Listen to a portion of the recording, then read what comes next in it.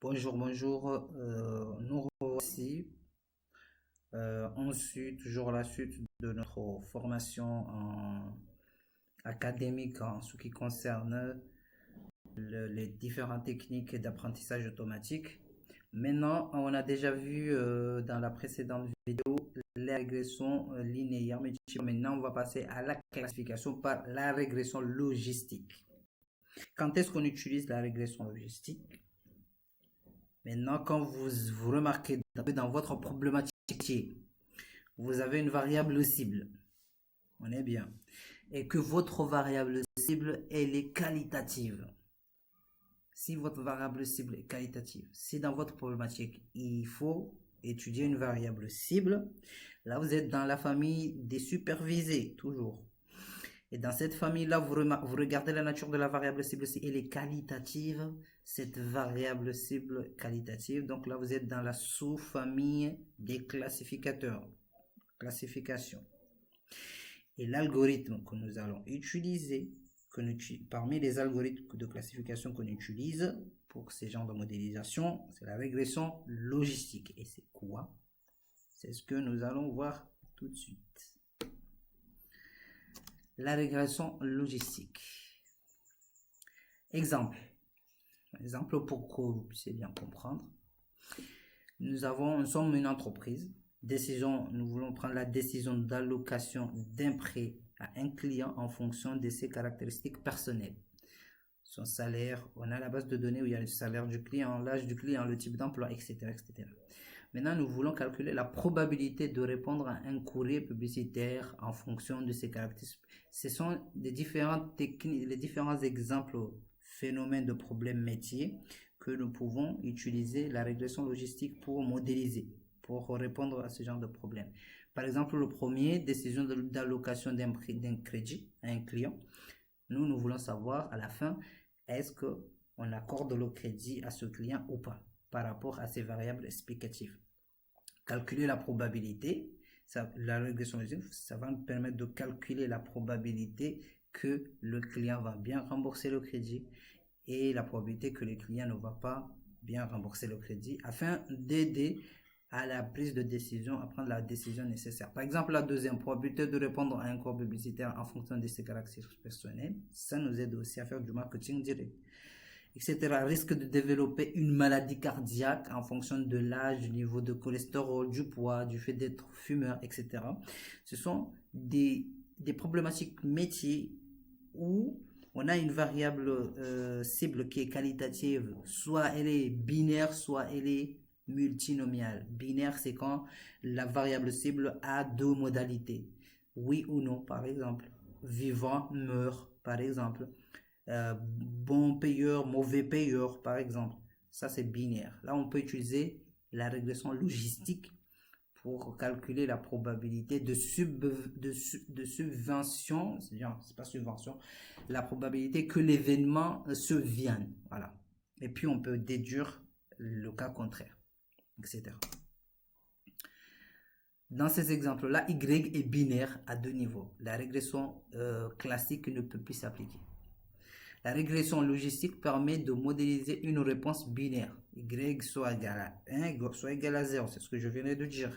Vous avez Y soit égal à 1, c'est bon. 0, non. Bien, oui, non. Mort, vivant, etc. En fonction de variables explicatives qui sont aussi soit binaires, soit qualitatives, soit quantitatives. On modélise la probabilité de l'événement, que l'événement survienne. Nous voulons savoir maintenant, par exemple, le cas des prêts à la banque. On a la base de données des clients qui ont déjà fait les crédits à la banque. Nous voulons savoir est-ce que ces clients vont les nouveaux clients qui vont venir vont bien payer leur crédit ou ils auront des difficultés de remboursement de leur crédit, des bons clients ou des mauvais clients. Donc, à partir de la base de données, là, on a une variable cible qui est binaire. Mauvais client, bon client. Du coup, là, on a soit 0 mauvais client, bon client, 1 égale mauvais client. Voilà.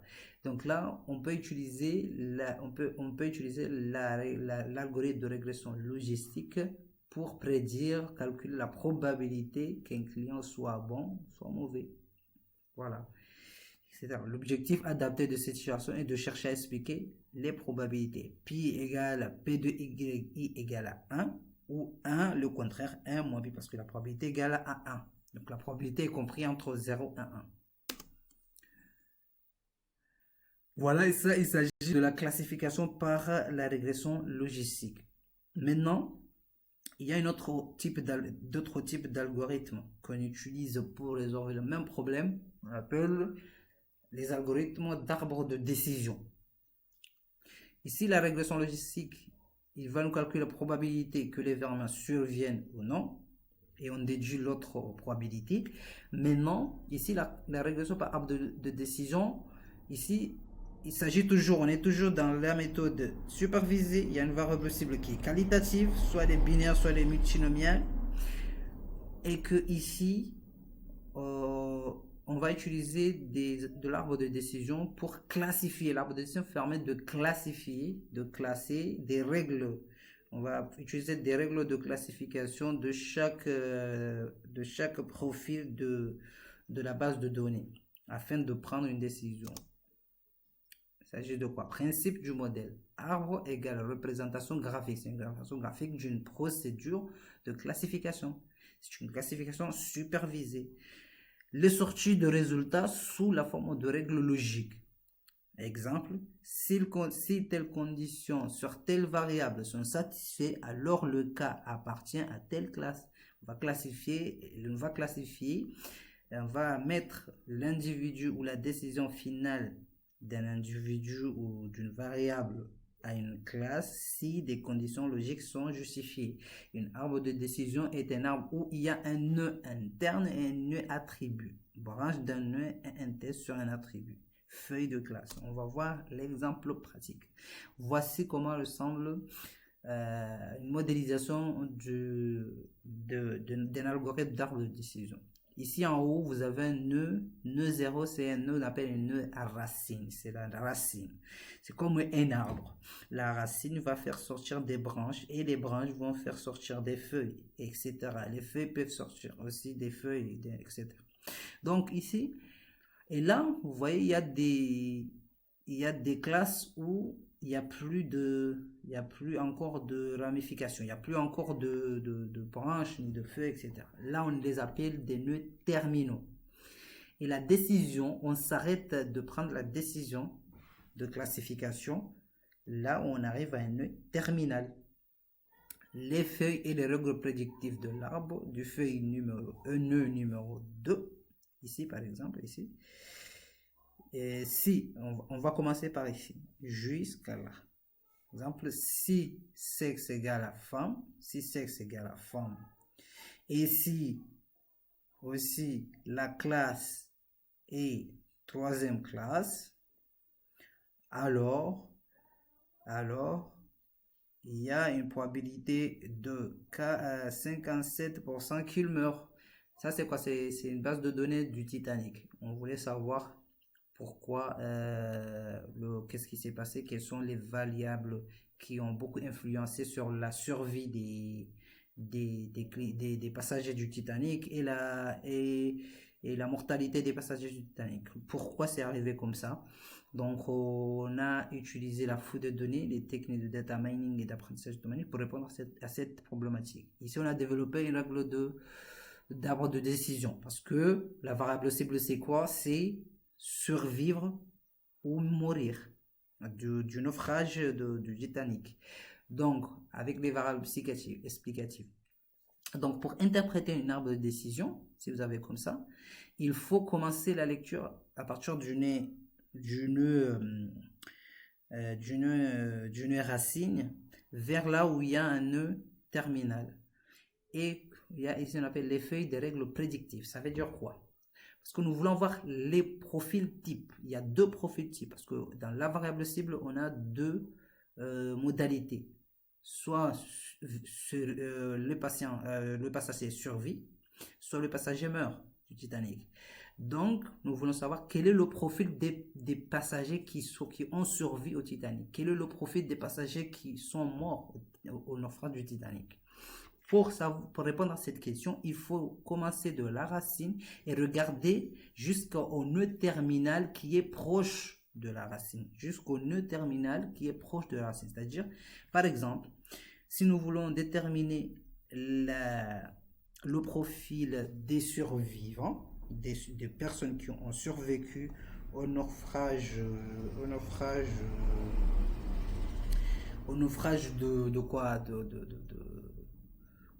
qui ont survécu au naufrage du Titanic, pardon, on va chercher, on va commencer à interpréter dès le début, jusqu'à là où il y a un terminal proche de la racine qui explique ceux qui ont survécu. Par exemple, on va dire que les passagers de sexe féminin qui étaient dans la classe 1, 2 ou autre en haut, ils ont survécu à 92%. Là, c'est le profil des survivants. Les morts, on va dire les passagers de sexe masculin, de classe de sexe masculin, ils ont 78% de chances de mourir. Ils sont morts à 78%. Voilà, etc., etc. C'est comme ça qu'on lit une arbre de décision. On va voir dans la pratique, bien sûr, hein, chaque algorithme, comment on l'utilise vraiment dans la réalité de la vie, quoi. L'objectif central, c'est diviser récursivement les exemples de l'ensemble d'apprentissage par des tests sur des attributs jusqu'à ce que l'on obtienne des sous-ensembles ne concernant presque que des ensembles appartenant à toute une même classe. Voilà.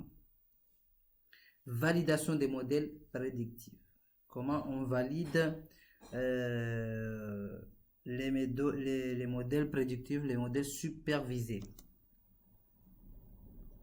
Principe. Action par lequel la validation, c'est une action par laquelle on tente d'estimer les performances futures d'un modèle qui vient d'être construit par un jeu de données. C'est-à-dire que, comme je vous avais dit avant, pour arriver à l'étape de validation, il faut que votre base de données, vous le séquencez en 3 bases de données. Base de données d'apprentissage qui va vous permettre d'apprendre le modèle, d'apprendre la machine à travailler tout seul. Vous allez apprendre la machine, c'est là où vous allez appliquer les algorithmes pour développer les modèles.